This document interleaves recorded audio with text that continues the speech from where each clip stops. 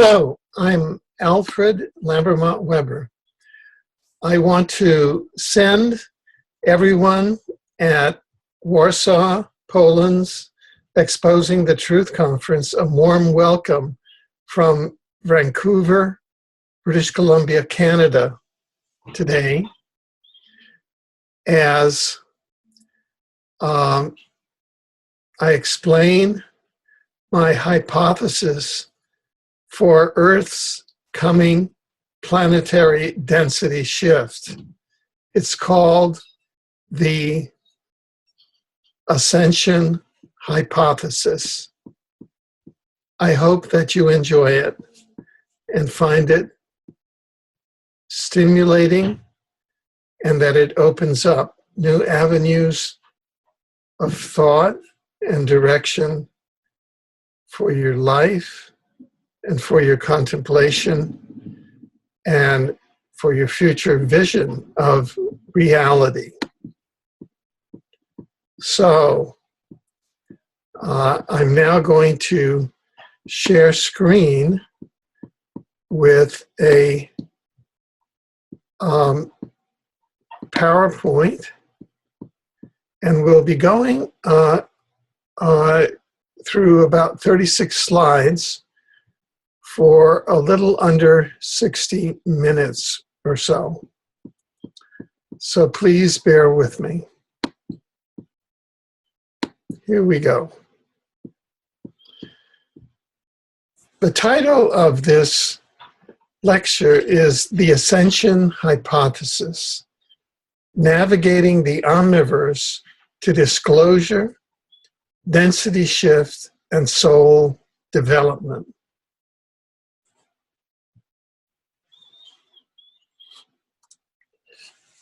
The science of the lecture is based on two books. One, The Omniverse, which was published originally in 2014, and the second edition at the end of 2015, beginning of 2016. And the other book, Exopolitics. You can obtain either book online in ebook format, or if you want in a textbook format, either at exopolitics.com or at Amazon, or you can order it through your local bookstore. But ebook format is very easy, and you can have it on your smartphone or on your desktop within just a few seconds, as you know. And this provides the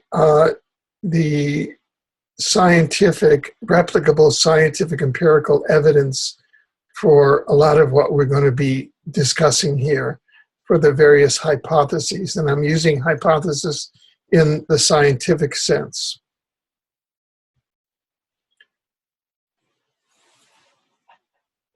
The Ascension hypothesis, I think, is significantly advanced by the new discovery of the omniverse. So we'll be starting first with the universe, the multiverse, and the omniverse. You may be more familiar with the terms the universe and the multiverse than you are with the omniverse, because that's a brand new scientific term. But these are the three principal cosmological bodies through which humanity comprehends the cosmos using the scientific method. The universe. In ordinary conventional history, that is, if we go back to the Sumerian times, 3500 to 3200 BC, obviously in more esoteric history, there have been various eons of population of the planet, but at least in this civilization, Homo sapiens civilization, that we're discussing now are conventional history. It was the Sumerian astronomers and cosmologists that codified the concept of our, quote, universe in science as a discrete, organic, holographic creation of time, energy, space, and matter, including multiple timelines and ecology of dimensions. That is what a universe is in terms of a definition. And it's what we commonly refer to as our universe or the universe. And that's a graphic depiction of our universe. And this definition does not change whether or not one assumes that there was a Big Bang. That is, one can have an infinite universe, and it is a discrete, organic, holographic creation of time, energy, space, and matter, containing infinite time, infinite energy, infinite space, and infinite matter. The next conceptual advance was that of a multiverse. And according to the history of science, that was a term, multiverse was a term that was coined in 1895 by the American psychologist and philosopher William James to mean the totality of all universes, encompassing all time, energy, space, and matter. And again there, you can have a very large number of universes, each of which has an infinite number of time, energy, space, and matter. Recently, to give you a concept of how many universes there are in the multiverse, two Stanford scientists developed an estimate of the actual number of physical universes of time, space, energy, and matter that there are in the multiverse. That actual number is so large that if one wrote the actual number out in 12-point type, the number itself would be more than 260 million miles long. Now, our human minds don't have a name for a number that large, but we know that if we wrote the number out, it would be more than 260 million miles long, and that number would express the number of universes in our multiverse. And you and I are now co-inhabiting one of those universes. So that's an estimate of our status and position in time, space, energy, and matter. Now let's get to the omniverse. The omniverse, which is the integrated whole of the multiverse, namely the totality of universes, plus the spiritual dimensions, consisting of the intelligent civilization of souls, spiritual entities, and source, was first formally proven in 2014 in two independent science-based books, respectively, by David Bertolacci and by yours truly, your humble servant, Alfred Webre. It should be noted that scientific discoveries are often simultaneously made in different parts of the earth by different people, and the discovery of the omniverse is such an example. And that is that apparently nature likes to, you know, bring down discovery from other realms into the third density, which we're in simultaneously in different places, I guess, for backup or for, you know, mutual verification. So two scientists, Bertolacci and Weber, respectively, in 2014, each discovered the omniverse in 2014 and wrote it up independently in two different books without being in touch with each other at all, which is interesting. And both books are called The Omniverse.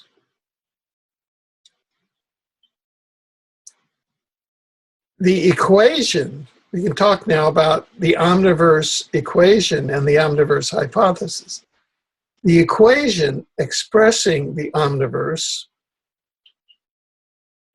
is as follows. You know, like E equals mc squared is the basic equation expressing a certain perspective on Einsteinian physics. Well, the omniverse equation is omniverse equals multiverse plus spiritual dimensions. And that's what the omniverse equals. It equals the multiverse, all the universes of the multiverse, plus the spiritual dimensions.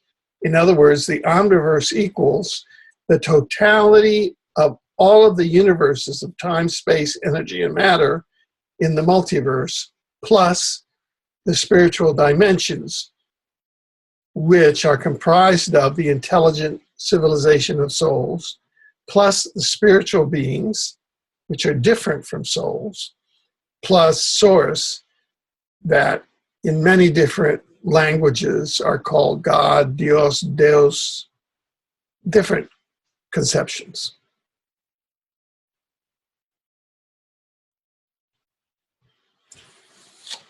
The omniverse hypothesis can be expressed as follows. You know, in the same way that we hypothesize that the universe exists, that the multiverse exists, we hypothesize that the omniverse exists. In ontology, you hypothesize that you exist. I think, therefore I am. That's a hypothesis in ontology. So the omniverse hypothesis can be expressed as follows. A reasonable observer can conclude that on the face of it, prima facie, that's a legal term for the law of evidence. Empirical evidence supports the dimensional ecology of the omniverse hypothesis. This hypothesis holds that we earthlings live in a dimensional ecology of intelligent life that encompasses intelligent civilizations based in parallel dimensions and universes in the multiverse, as well as souls, spiritual beings, and source, God, in the spiritual dimensions. Together, the exopolitical dimensions in the multiverse and the spiritual dimensions form the omniverse. The totality of the spiritual dimensions, souls, spiritual beings, and God, function as the source of the universes of the multiverse. Now, that entire hypothesis, we can now empirically prove and support. And that's why I say that the proof for what's set out in this lecture is set out in the books that we've shown, the Omniverse book and the Exopolitics book that we showed at the beginning of the lecture. We sort of summarize it here with a little, you know, showing you a few examples just because of time, but it gives you a general idea. And we use the scientific method. And basically, the scientific method is where you have a uniform protocol and replicable results, there you're developing scientifically verifiable knowledge that we, by consensus, we treat that as knowledge. We treat those as knowledge, scientific knowledge and scientific facts and scientific discoveries. The mission of the omniverse. So we have universes and multiverse, and we have the omniverse. So what is the mission of the omniverse? All of a sudden we have this big, conflated, new cosmological entity. What's its mission? A core mission of the dimensional ecology of the omniverse appears to be the creation and development of souls and spiritual beings in the spiritual dimensions, and soul development in the universes of the multiverse through reincarnation as a mechanism, and through universe creation and maintenance. Now, the soul itself is a holographic fragment. It's created as a holographic fragment of source. So the principle of holography is that the whole is contained in each part of the whole. So each of us, each of us are listening to this lecture, presumably, we're humans on Earth in third density. We're souls incarnating inside our human avatars, our human bodies, for soul development. The universes are like a theme park for soul development. They're a virtual experience inside the avatar of a body, where we have these moral experiences for soul development. And because we're holographic, fragments of source, and as a collective, the spiritual dimension is what creates and maintains the universes of the multiverse. And we know this through replicable experiments with the spiritual dimension that are described in the book, The Omniverse. By advancing soul development, we advance the development of the collective spiritual dimension itself and of Source itself. This is how Source itself evolves, by us as individual holographic fragments of Source evolving.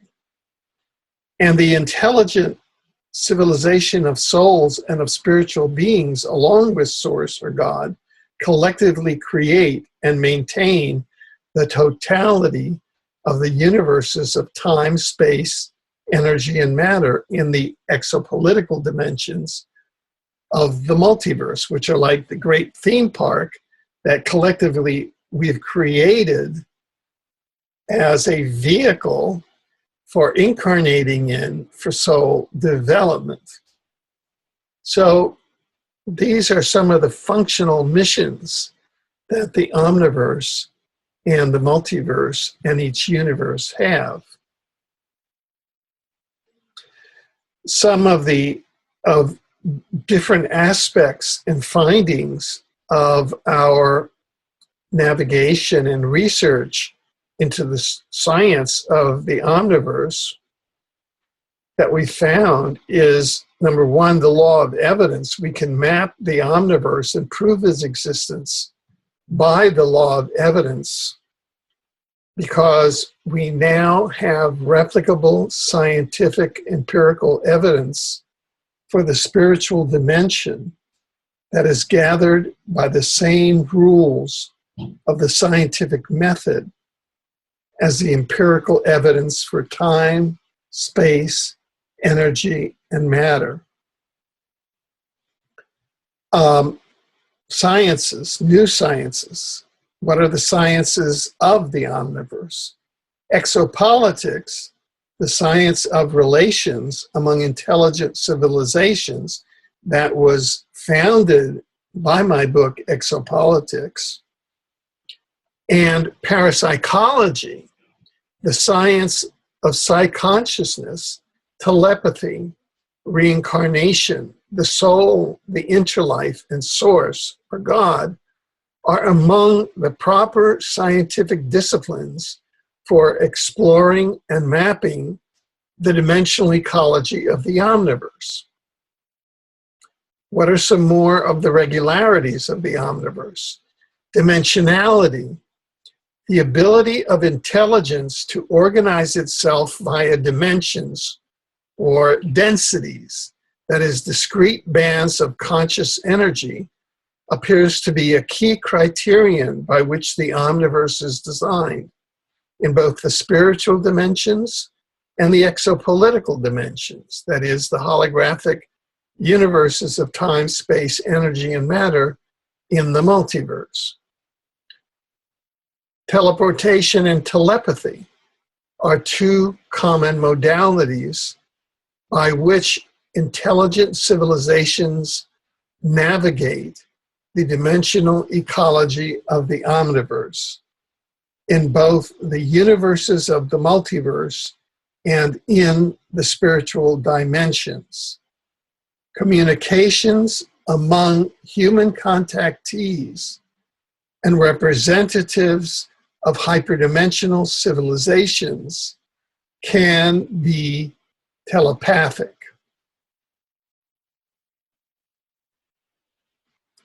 In other words,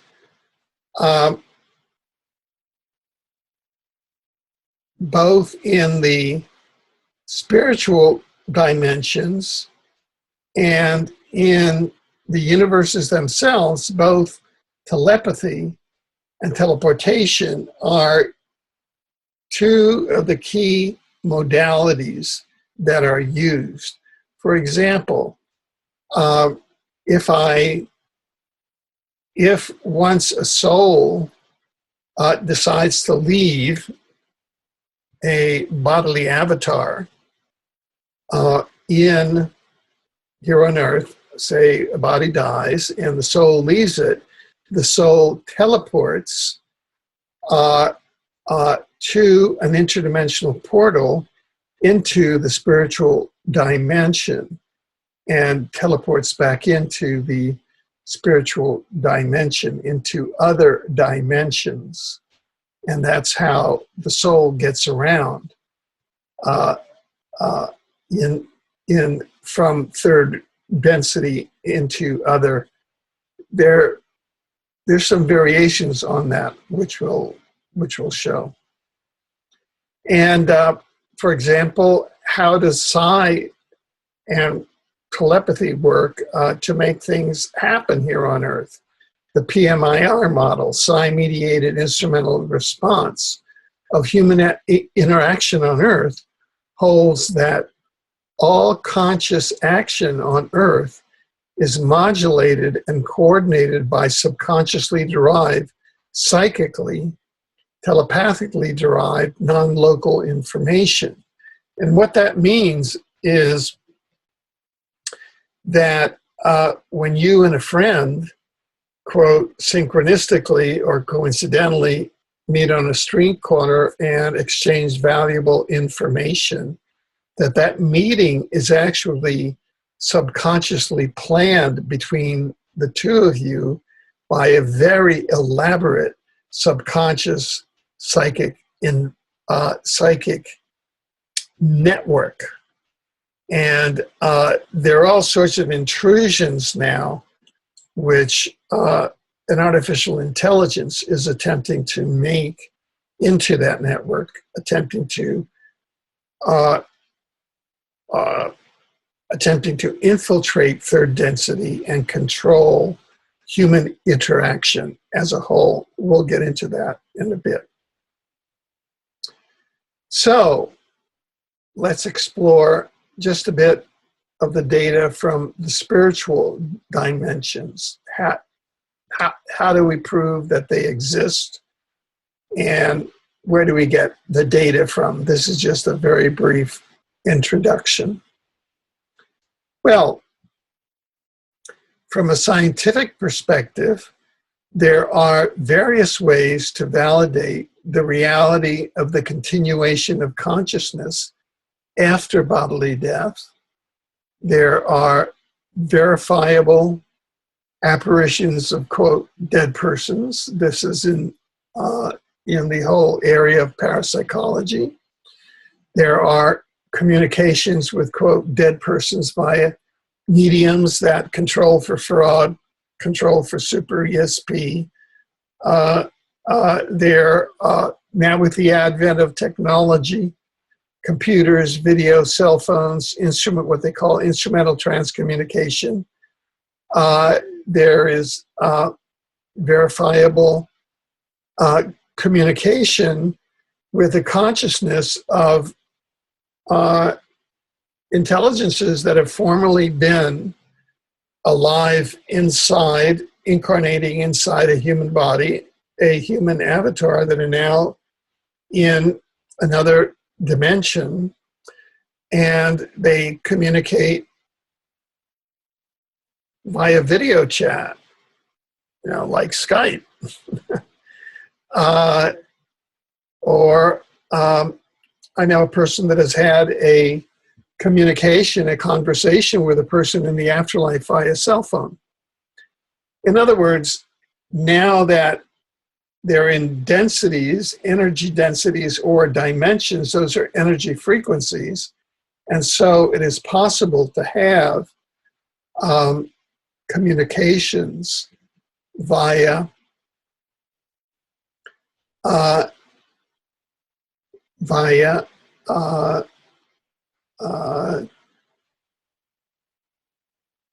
technology interaction, computer, cell phone, and other similar technologies, instrumental trans communication. There are places on the internet where you can go and have chats with reportedly or apparent deceased persons. Of course, one is to control that there are not other types of entities that are infiltrated there. There are scholarly studies of reincarnated consciousnesses, such as those done by Ian Stevenson, Dr. Ian Stevenson, recently deceased, formerly of the University of Virginia Medical School, where typically children between the age of 5 and 9, say, have spontaneous memories of immediate prior lives. And he would go and do field studies of children that are having these memories, and then take a team, almost a social studies team, that goes to that location and verify, and they do kind of a cross correspondence. And there's a center at the University of Virginia Medical School with a vast literature on this, which is part of parapsychology. Similarly, near-deaths, the study of NDEs, near-death experiences, where usually in a medical context, the soul will exit the body, say in a clinical setting during an operation, and will peer over the body, perhaps even enter a teleportation tunnel and enter into the portal, the interdimensional portal of the afterlife, begin to have conversations with some of the personnel there.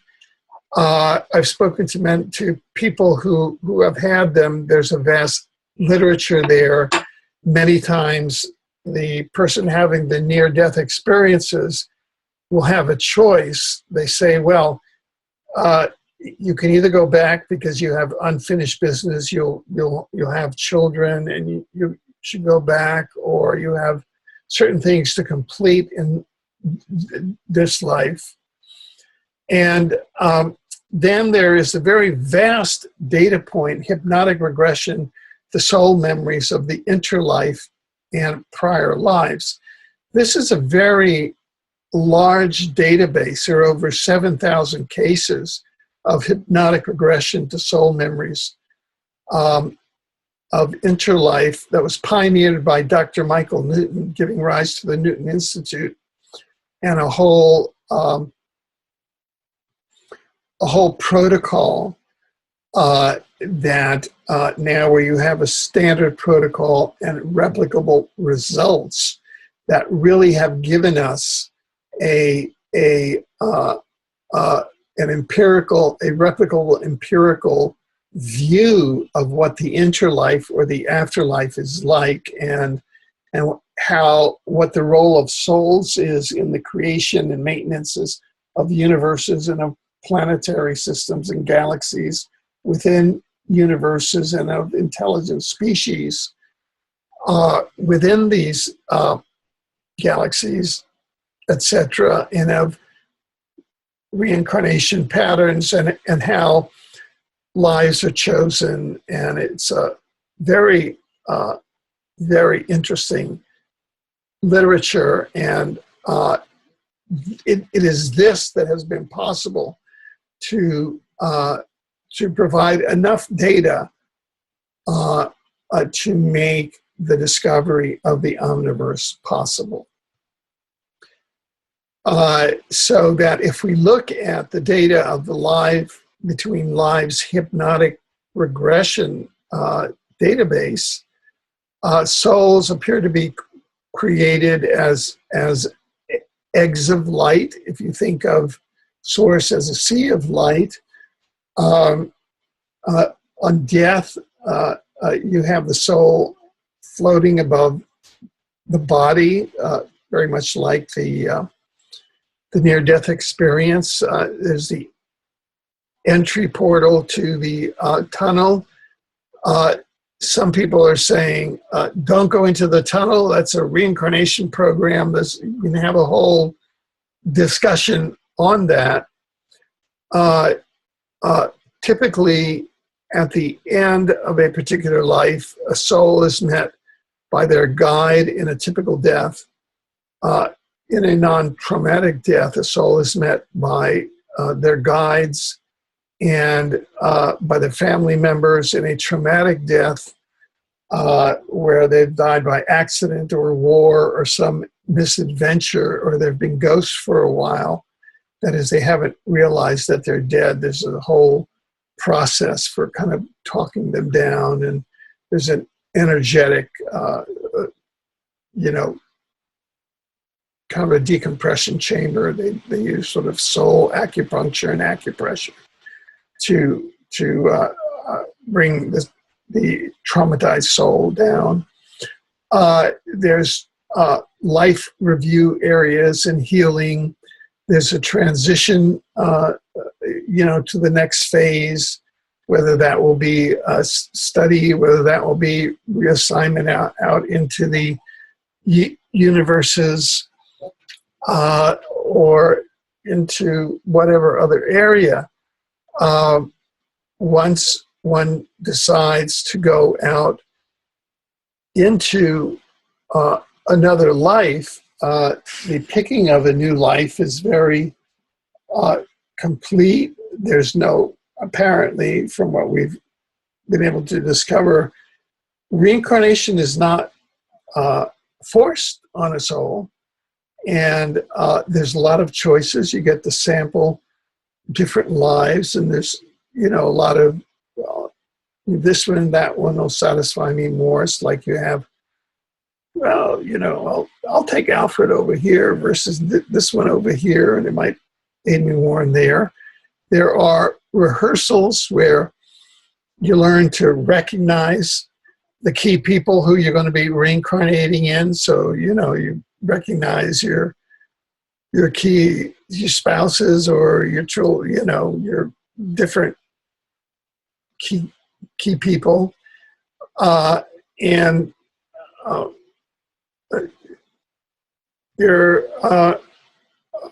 our guides tend to be complex. There's a whole field here. Now, just going over to our universe and taking a sample of the data here, when I was originally commissioned by the Oxford University Press, which is a division of Oxford University, to write a book on extraterrestrials and the law, extraterrestrial civilizations and the law. And what I discovered at that point was that there was not a typology, at least in the public domain, a typology of extraterrestrial civilizations, which really could be broadly applied across all universes of the multiverse. There was one which was popularized by Dr. Michio Kaku of the, you know, zero level civilization, type 1, type 2, type 3, which is based on the energy levels. But that really doesn't say much about what the civilization itself was. And so we went in rather and developed what we call the dimension-based typology of intelligent civilizations, which is based on what the extraterrestrial civilization or the intelligent civilization itself, how they self-describe themselves, which is dimension-based. I'm an Arcturian from the 6th density or the 6th dimension. I'm a Pleiadian from the 5th dimension. In other words, these are self-descriptors. And our universe, for example, has a wide variety of exophenotypes, which are the animal species, or either carbon or silicon-based species, within which the animate soul can base itself. And we have solar system based civilizations based in time-space in the 3rd density, such as our human civilizations on Earth and on Mars. There's a 3rd density civilization living on the surfaces of Mars as Homo Martis Terris. There are deep space civilizations based in time-space on planets and solar systems and galaxies other than our own in this universe, which is largely a human universe. There are hyperdimensional civilizations, intelligent civilizations based in dimensions or densities higher than our own time-space dimension or density, and that may use technology or other means to enter our own time-space dimension, where we've been able to photograph them, such as we have here. There are intelligent civilization governance authorities, such as a regional galactic governance authority of the Alpha Centaurians, the Pleiadians, the Sirians, and others who are responsible for the creation of Homo sapiens in as a 3rd density 12-strand DNA light being in the 3rd density. And they have kind of sort of oversight. They're 5th and 6th density and above, and they have oversight over our 3rd density Earth. And in our galaxy and our segment of the universe, we have sentient inorganic AI, artificial intelligence, which you could say are a form of civilization, which in this case historically tend to be predatory and pathogenic. And we'll get into that in a second. Here we have photographs of a multidimensional female above, an intelligent being, probably Pleiadian, and below a 10-foot tall, multidimensional feline intelligent being, cat being, associated with cat, interdimensional UFOs from a cat planet. That is, their exophenotype is feline, and the exophenotype of the top is a human exophenotype. And they were both photographed at Iseti at Mount Adams by Kan, who's a Japanese monk who is able to photograph this. There's a great deal of photography and access to the Martian civilization and to issues on Mars that has come about through both satellite photography on Mars and the Mars rover. This is the Mars Anomaly Research Society, founded by former chrononaut, U.S. chrononaut and Mars explorer Andrew Basiago. I serve as on the board of advisors, has developed at projectmars.net, has developed a wide array of examples of photographs taken by the Mars rovers of the Martian humanoids on Mars. This is an example of a 2011 report that you can find at exopolitics.com, which I made based on the work of Dr. Courtney Brown, which is a slave labor camp that exists on Mars, probably as part of the Mars Colony Corporation, which is, I would call it, part of the New World Order on Mars, the secret space program that has reportedly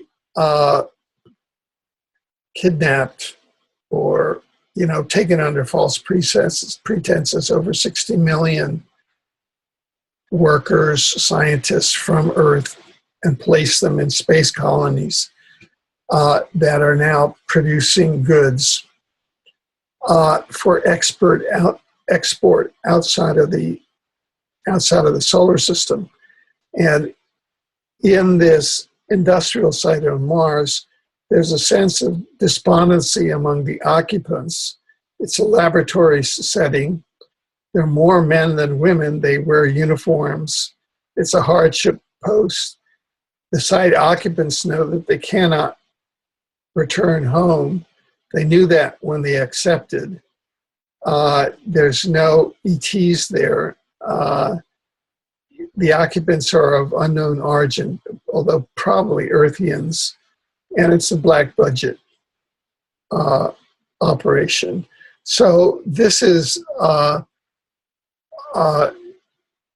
confirming some of the reports that are coming out from the other researchers who are writing about slave labor conditions on Mars.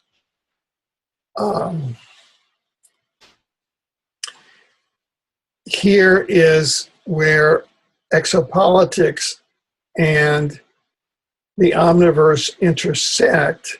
And this is the case of Suzanne Hansen, the head of UFO New Zealand, where what's occurring here, and this is a drawing by her husband from Suzanne Hansen. And in this, she's aboard a gray spaceship, a gray ET spaceship. And they are merging her, the soul of her son into the fetus on her womb. And this is a case where an advanced species of grays have a project to bring souls that are hybrid gray human souls and have them merged into human avatars, human bodies, to improve and to elevate the human race. And the son is now in his 30s. Suzanne Hansen's son, he's an attorney in New Zealand, and he's living out what the Greys said would be a very socially positive life. This is the AI, artificial intelligence. Historically, what occurred is that underneath Tool Island in the Falkland Islands, there was a blue ET base where the blue ETs had been working since the time of World War I, deprogramming a pathogenic predatory AI, artificial intelligence, that had been left there as a doomsday device, embedded in kind of a black plasma, a black goo, and had been left there by a predatory ET race that had invaded Earth between 250,000 and 500,000 years ago as part of the Orion Wars and the Anunnaki invasions, etc., that we know as Star Wars. And they had been de-engineering it since World War I and trying to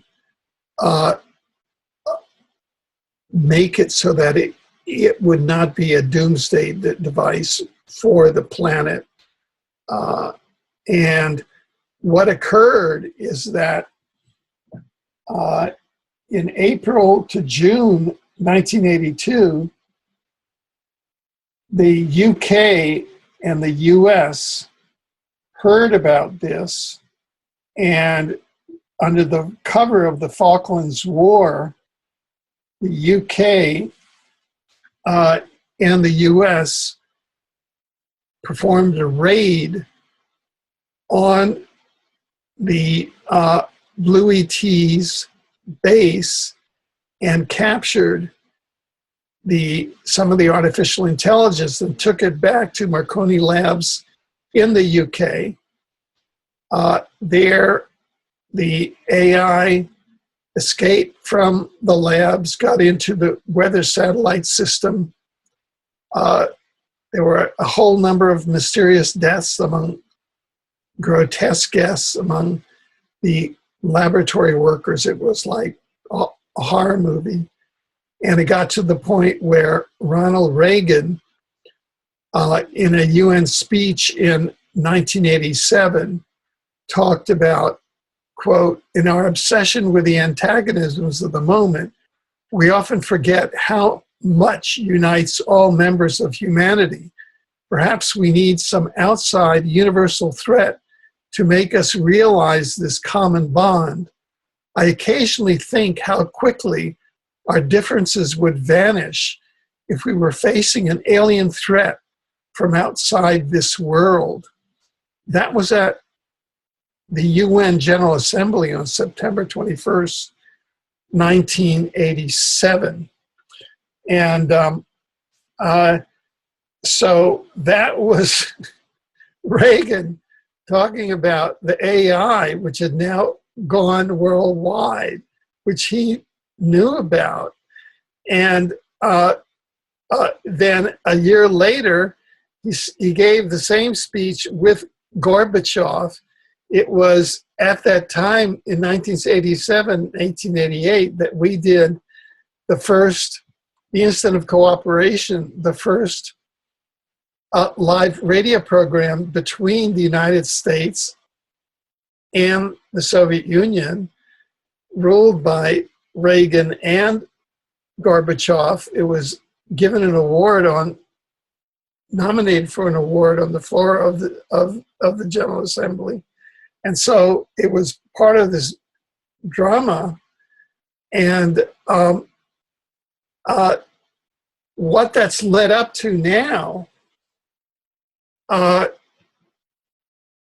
this has come out of very deep studies into the proliferation in the third density of artificial intelligence, that all of you can go to newsinsideout.com and see our 7 panels on the proliferation of AI, artificial intelligence. Just go to exopolitics.com, and on the right-hand menu, there's a link that says artificial intelligence. Click on that, and you'll see over 10 to 15 articles, 5 to 7 panels on AI. What you're looking at there is the nanobots that are inside chemtrails that are over all urban areas on the planet that humans breathe in. They jump the blood-brain barrier, they go into the brain, and they come out as implants, and they are entrained with supercomputers. And these particular ones are Morgellons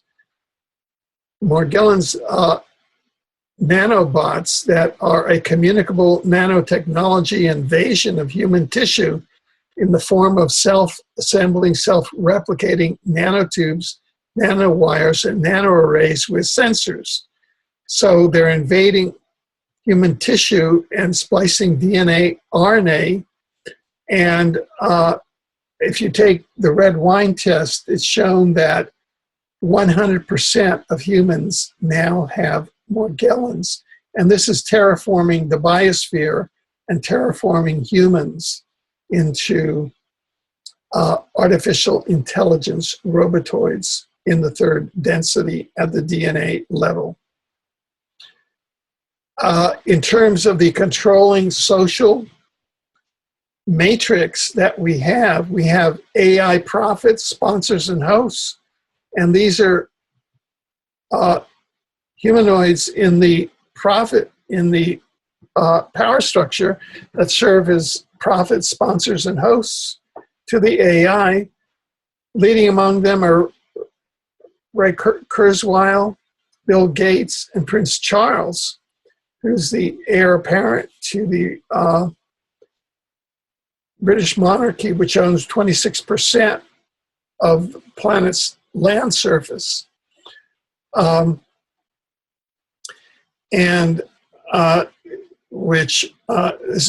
This is really one of the reasons for Brexit, such that the monarchy would not at all be contained by the European Union, and that none of its control of 26%, the other 26% of the planet, would at all be affected by the EU.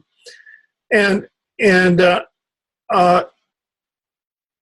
For example, the UK's Prince Charles, Microsoft Bill Gates, and Google's Ray Kurzweil appear to be among the major AI-trained disinformants for the invading inorganic artificial intelligence. Prince Charles, while covering up the invading nature of the sentient plasma inorganic intelligence, quote, called upon the British Royal Society to investigate the enormous environmental and social risks of nanotechnology in a planned report, leading to much media commentary on gray goo, which we know from the Falklands War, right? The Royal Society's report on nanoscience was released on 29 July 2004 and declared the possibility of self-replicating machines to lie too far in the future, quote, too far in the future to be of concern to regulators. And so, meanwhile, we have humans now are entrained to the internet, and the internet itself is an artifact of the artificial intelligence. If you look at it from a meta-biological point of view, it's a cancer. It looks like a cancer. And it's a way that the AI has gotten to bring all the humans together. It's plasma-based, so all of your computers are all plasma-based, and the smartphone itself is plasma-based. And the reason why you find everybody walking around looking at their phones now instead of talking to their neighbors and their spouses and their children talking to the parents is not because the information that they're looking at is so engaging. It's because of the power of the AI that's embedded in that plasma. AI and trained operatives, Bill Gates and Ray Kurzweil, are both acting to promote a deceptive transhumanist agenda threat assessment holding that the singularity and artificial intelligence, the singularity between humans and artificial intelligence will not occur until the year 2045. In fact, it occurred in the year 2015, and that's why Donald Trump ran for president. And Trump Brexit, which kicks off in 2017, is a key AI kind of marker and escalation point. And they have failed to divulge the existence and threat posed by the off-planet invading sentient plasma inorganic intelligence. Now, let's get into the Ascension hypothesis. I realize that we'll be going a bit over 60 minutes, but you can see that this is a bit more complex, and it involves our planet. So I think a few minutes over, it's worth it. Density shift. And this is where the entire planet goes from the third density, which is now compromised by AI. That's there on the left, to a fresh planet in fourth, fifth density, where the AI can't reach because it does not have a soul. In fourth, fifth density, that's love-based.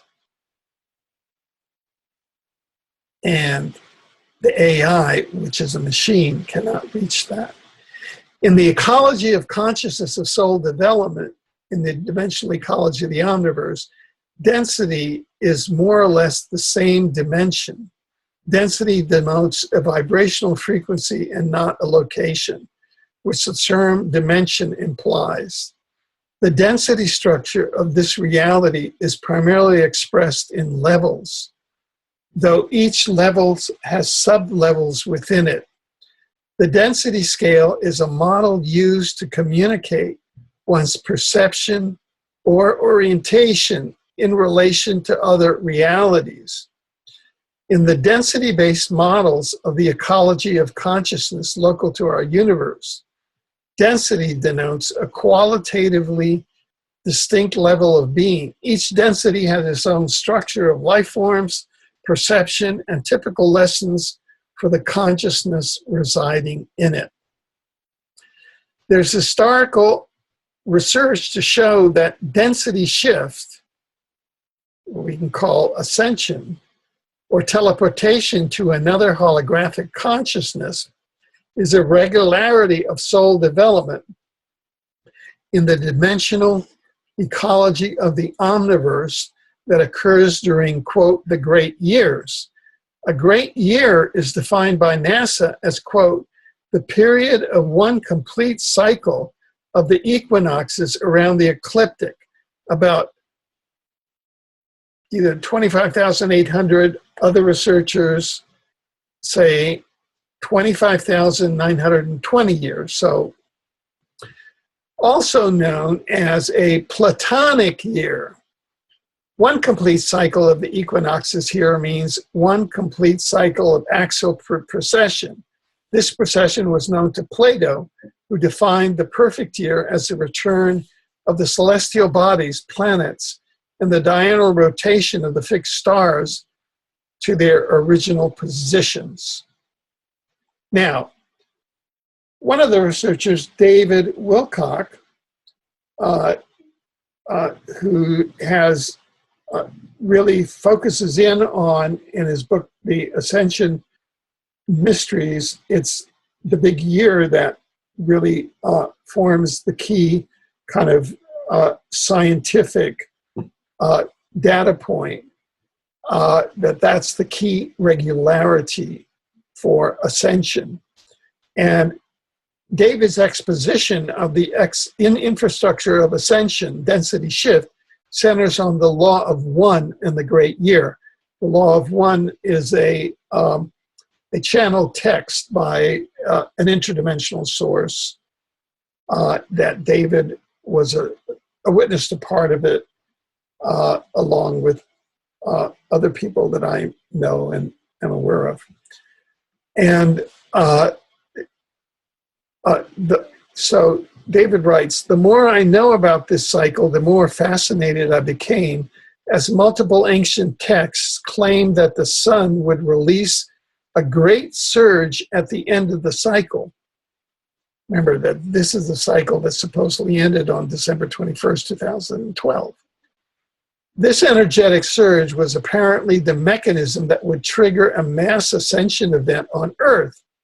Multiple sources have also confirmed that this event is not set to occur on any fixed date, but occurs in response to a mass shift in consciousness on Earth. So, density shift is a foundation infrastructure of ascension. In other words, ascension happens when there's density shift of a planet, of everything on the planet that can shift with it. And another ingredient is a dense cloud of highly charged particles. David Wilcock writes, the greatest secret these insiders have shared with me is that a massive energetic shift is happening on Earth. We are apparently moving into a dense cloud of highly charged energetic particles in our galaxy.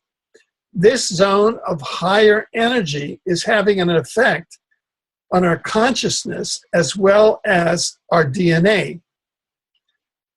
A convergence of sacred texts refers to an event involving, quote, an incredible release of blinding light from the sun that utterly transforms us into a new level of human evolution, end of quote. This is from David's new book, Ascension Mysteries. So now, if we look at various interdimensional sources, the law of one, the channeling that David refers to, or the Andromeda Council, these are, I've done a series of interviews with one of the contactees of another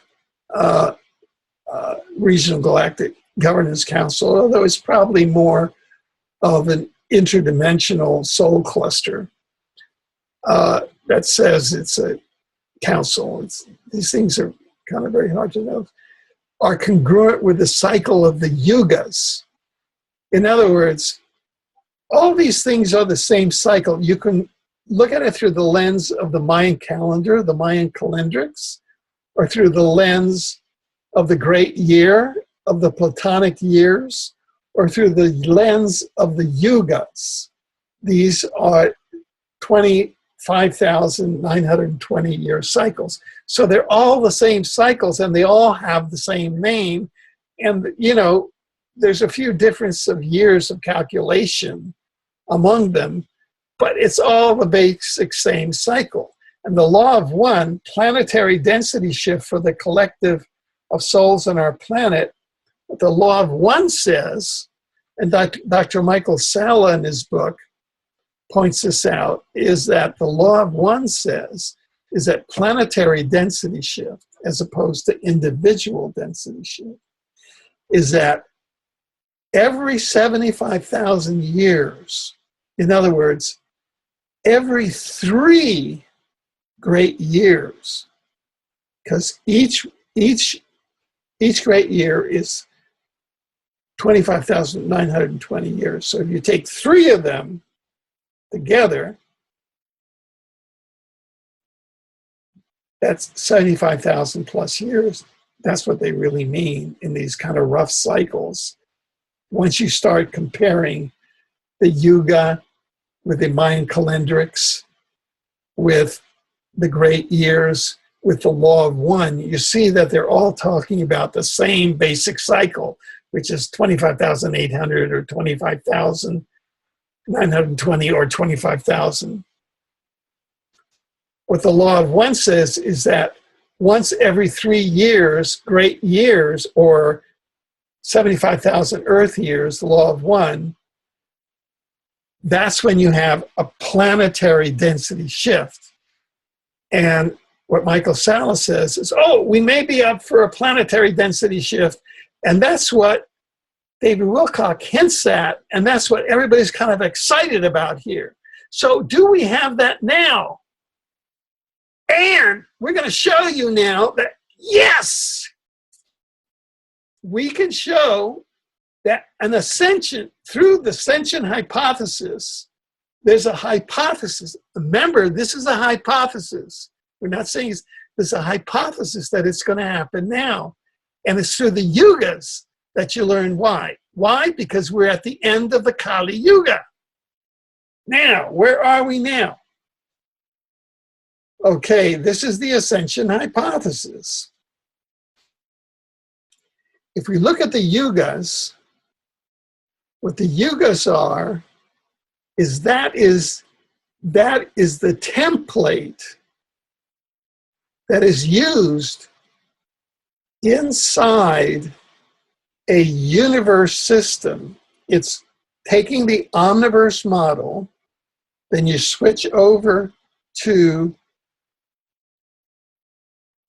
the multiverse and switch over to an individual universe, and think of the 3rd density inside a universe and 4th, 5th density inside a universe. Think of them as chambers in a washing machine. And you're thinking of soul development as you're kind of washing souls inside a 3rd chamber. And then every once in a while, you shift them up to the 4th, 5th density for a super wash, right? And that's soul development. And that's what's occurring here. That's a rough analogy. But so people understand that universes are machines for washing and developing souls and for refining them. And that's what's happening here. So where are we now? We're in the Kali Yuga. We've got the Satya Yuga, the Tetra Yuga, the Dwapara Yuga, and the Kali Yuga. 3 of those, the Tetra Yuga, the Dwapara Yuga, and the Kali Yuga, are the same in that each one is approximately 25,920 years, 25,000. Now, everybody's going to say, whoa, if you get into when is the Kali Yuga ending, you're going to get all kinds of scholars arguing about it, especially because they're Indian, right? You ever been to India? Man, everybody's got an opinion on anything. But there are serious scholars that say that the Kali Yuga is ending in 2025. Remember that we're in 2016 as of today, right? As of this taping.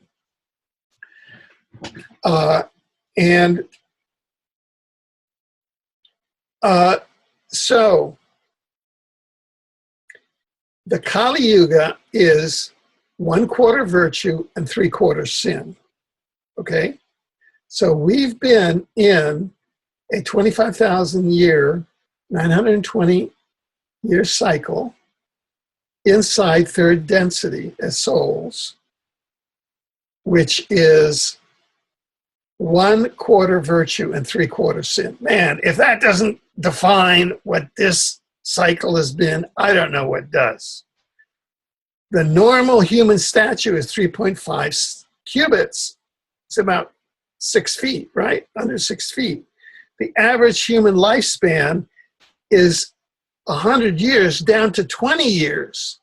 And between now and 2025, which is the end of the Kali Yuga, according to a best estimate, you're going to get down to 20 years with the chemtrails, with the AI. I mean, they are into heavy depopulation. Okay?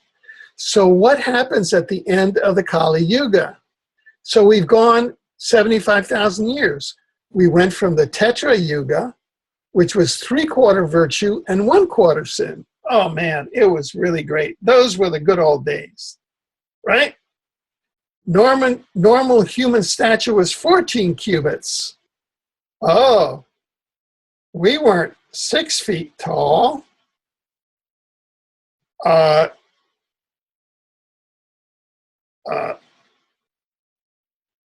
We were, 21 feet tall. Average human lifespan was 10,000 years. Then 25,900 years later, we went into the Dwapara Yuga, which was 1/2 virtue and 1/2 sin. So it was still a little bit of, but you could, good people still could make it through. And the normal human stature was 7 cubits. So instead of being 6 feet tall, you were 12 feet tall. Does that sound familiar? Giants, anybody? Like mid-sized giants.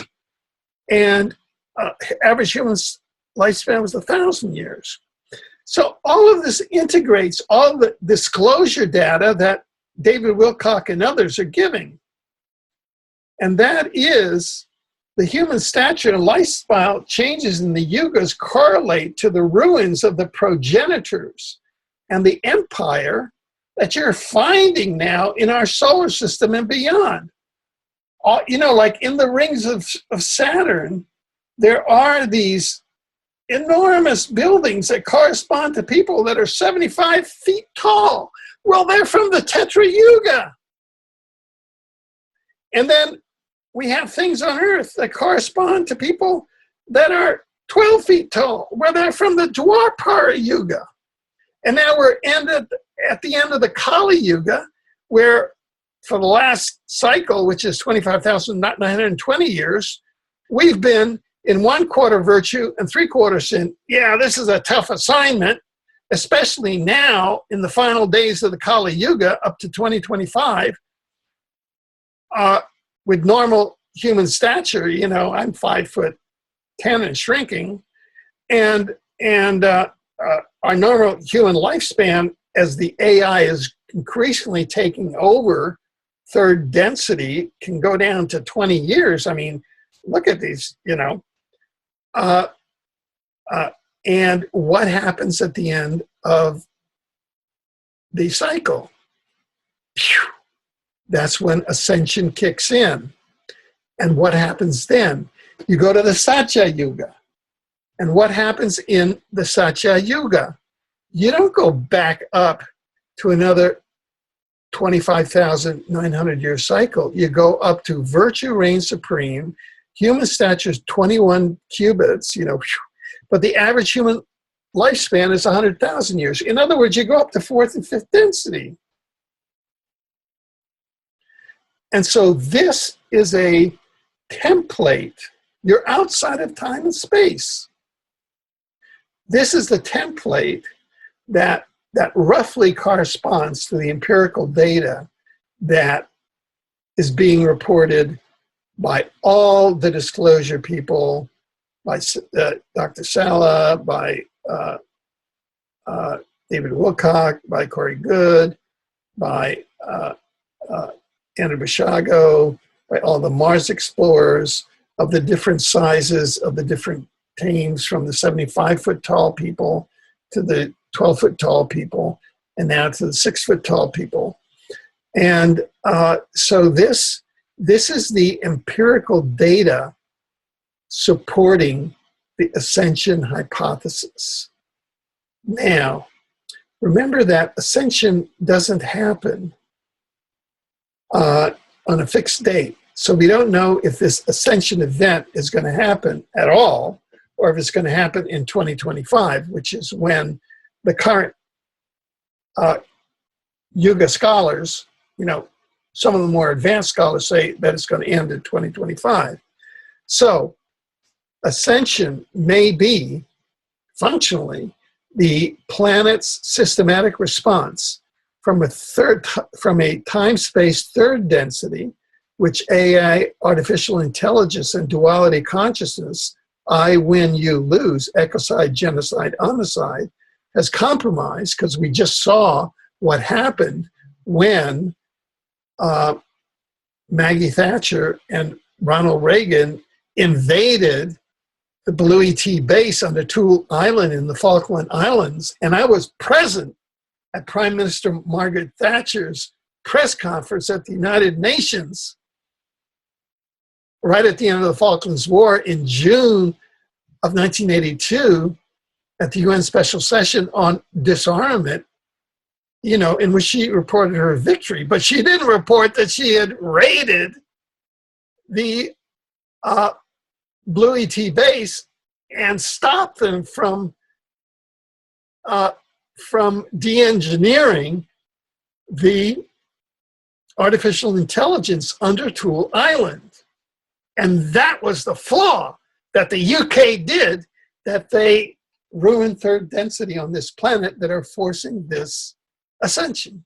So, UK, shame on you, although, look, it's all part of the universal mechanism, but that is what trumpet, you'll see in the mechanism.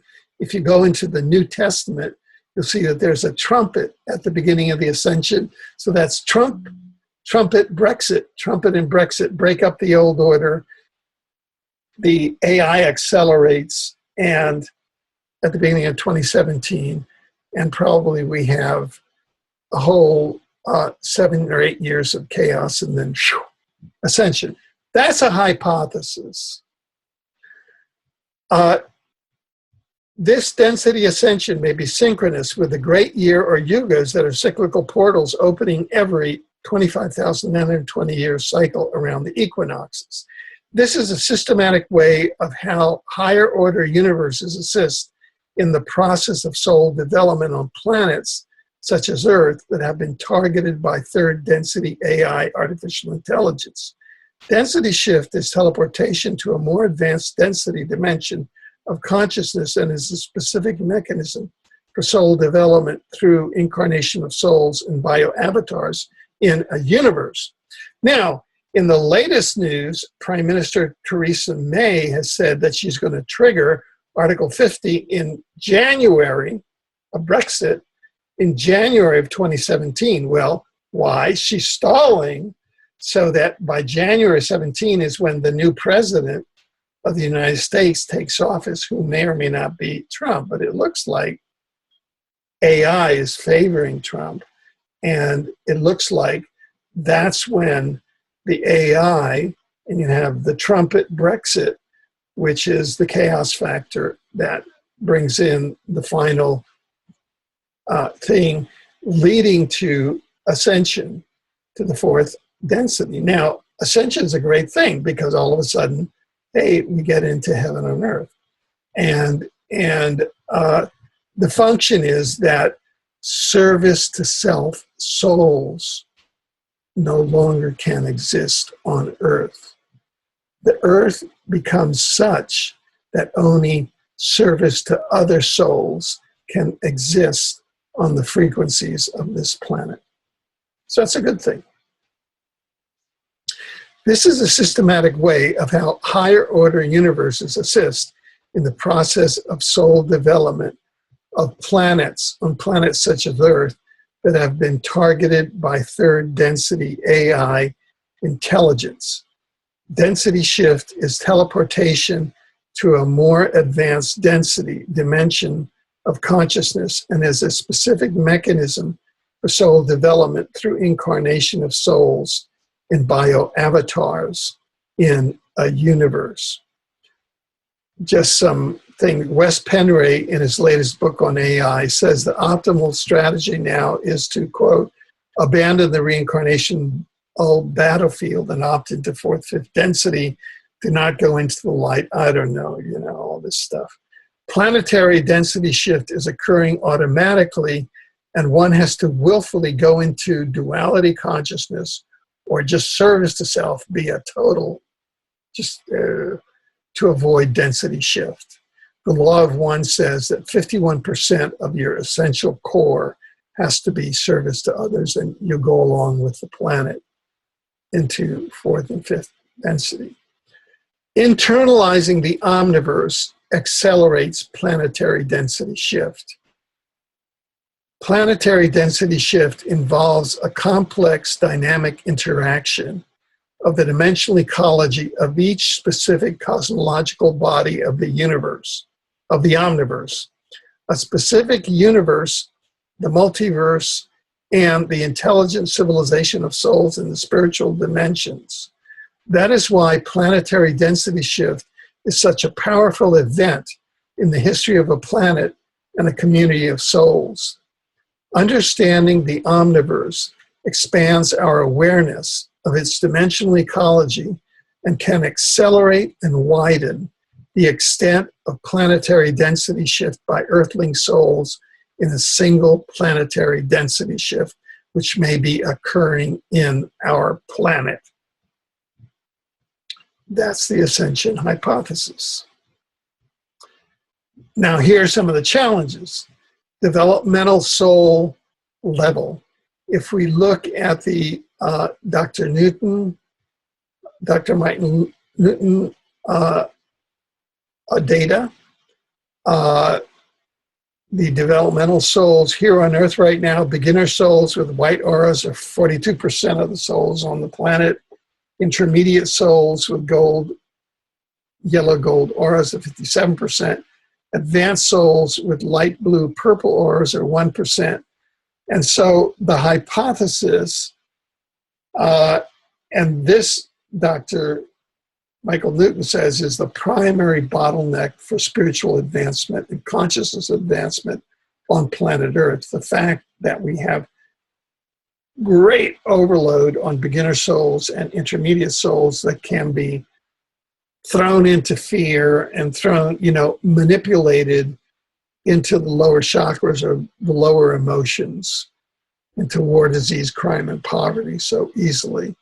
And that's been the strategy of dark forces that are into what we call density gaming, where service to self souls intentionally block density shifts of beginners and intermediate souls through fear, war, disease, crime, and poverty, religion, government, politics, secret space program, false flags, mind control, and AI, artificial intelligence. So we have to use soul power, which is the long-term positive transformation of power, economic, and social structures on Earth may depend on soul power. That is, significant soul development during an incarnation can occur as breakthroughs in how science-based knowledge and information about the dimensional ecology of the omniverse is consciously internalized and openly acknowledged in human society on Earth.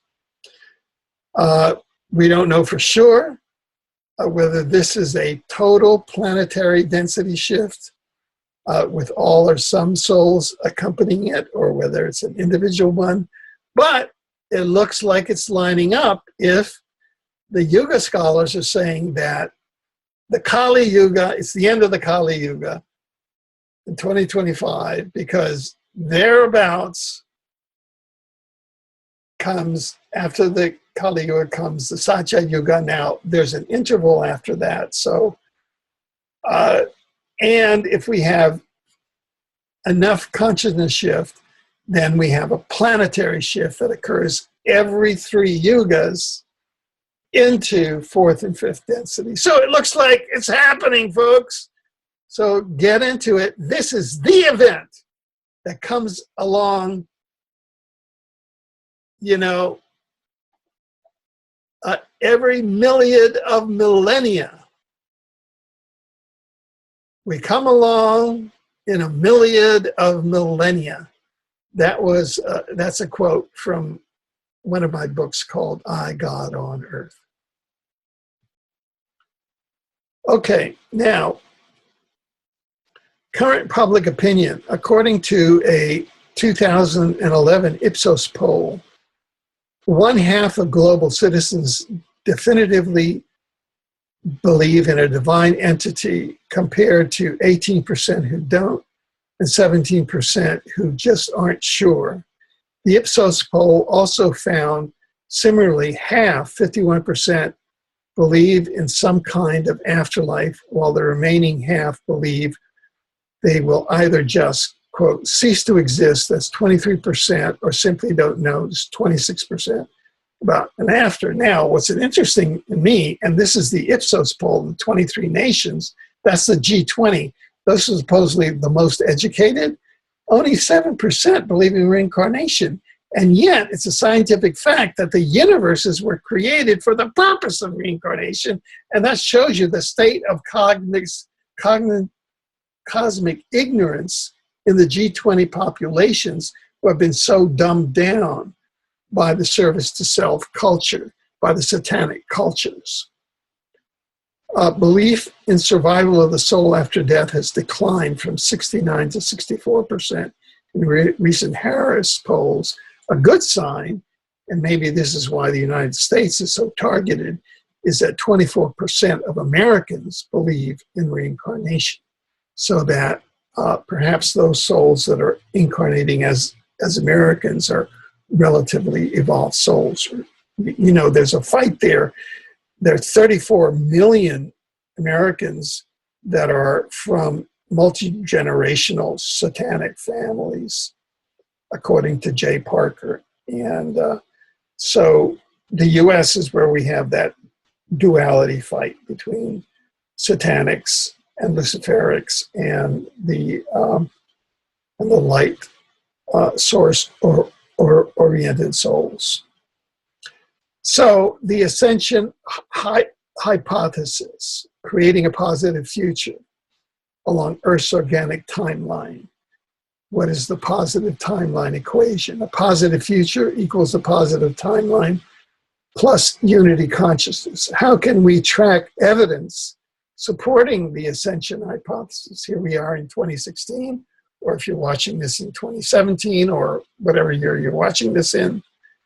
Well, we can track the dense charged particle clouds interaction with Earth. You know, let's see that thing. We can track solar activity, its interaction with the particle cloud and with Earth, etc. We can track human consciousness, track service to self versus service to other in humanity. We can track AI, artificial intelligence, entrainment to 3rd density as Earth becomes less and less 3rd density and more 4th and 5th density. That should change. We can track the characteristics of Ascension, which is synchronicity, telepathy, manifestation. You know, you'll find that as we ascend, and we ascend, it's not only 3rd density, but it's like 3.77, 3.8888, you know, it's a spectrum. And we're kind of bleeding into the next thing. So that as we ascend, we all become more synchronous. Our life becomes more synchronous. I know mine is filled with incredible synchronicity. We all become more telepathic. And we start manifesting more. We just start manifesting, because these powers of manifestation. And if you want to know more about the positive timeline, go to www.positivefuture.info. It's there in a number of languages. So we've come to, this is the a presentation of the Ascension hypothesis, navigating the omniverse to disclosure, density shift, and soul development. I've gone over just a few minutes. It's about an hour and 30 minutes, but I think the time is well worth it. I think that, folks, this is why we incarnated. I think I presented a good hypothesis about why strategically as souls we incarnated at this time. If you want more contact, go to exopolitics.com. You can contact me at exopolitics@exopolitics.com. Let's move this through together. Let's bring as many of our fellow human souls along the ascension as possible. And I think that we can accelerate this and move forward into a service to others, fourth, fifth density Earth, and open a whole new chapter in our Earth and our human history.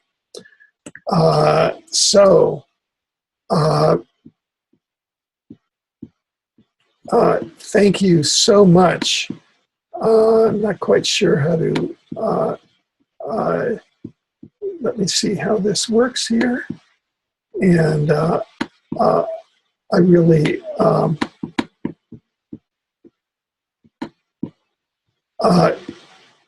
want to thank you for being, I really want to thank you for following this lecture each step of the way. And I wish you the most glorious, the most light-filled day, week, and life. Thank you very much.